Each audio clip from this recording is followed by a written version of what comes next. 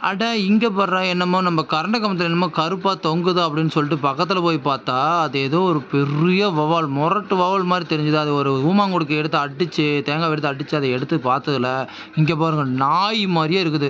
செம்மையா இங்க பாருங்க பல்லெல்லாம் வரிசையா அழகா இருக்கு.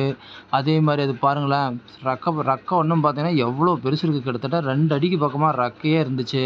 இங்க பாருங்க. ஆனா இறந்துருச்சு கரண்ட் அடிச்சு. இந்த மாரி கிராமப்புறங்கள்ல பாருங்க, இந்த மாரி வந்து வௌவால்லாம் நெறைய சுத்தி திரியும். அதாவது பார்த்தீங்கன்னா, பழங்கள் தான் நெறைய சாப்பிடும்.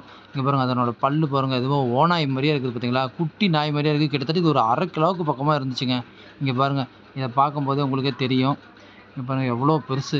இவங்க ரெக்கைய பாருங்க எவ்வளோ பெருசு. அதாவது பேட்மேன் இங்கிலீஷ்ல சொல்லுவாங்க இல்லைங்களா? அந்த மாரி. இது பார்த்தீங்க அப்டின்னா, செம்மி கலர்ல ஒரு தோக்கணாங்குருவின்னு ஊர்ல சொல்லுவாங்க. இது பாருங்க எவ்வளோ பெருசு இருக்குன்னு பாருங்க. கிட்டத்தட்ட இது எப்படியும் ஒரு 5 இயர்ஸ் ஓல்டா இருக்கும்னு நெனைக்கிறேன். இங்க பாருங்க. செம்மையா இருந்துச்சு. அத அடிச்சு எடுத்தது பார்த்ததுல இங்க பாருங்க. அது இறந்துருச்சு. கரண்ட் ஷாக் அடிச்சு எப்படி மாட்டுச்சுன்னு தெர்ல பாவம்.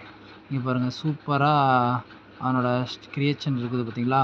ஸோ இந்த வௌவால் உங்களுக்கு புடிச்சிருந்தா ஒரு லைக் பண்ணிட்டு போங்க. Thank you.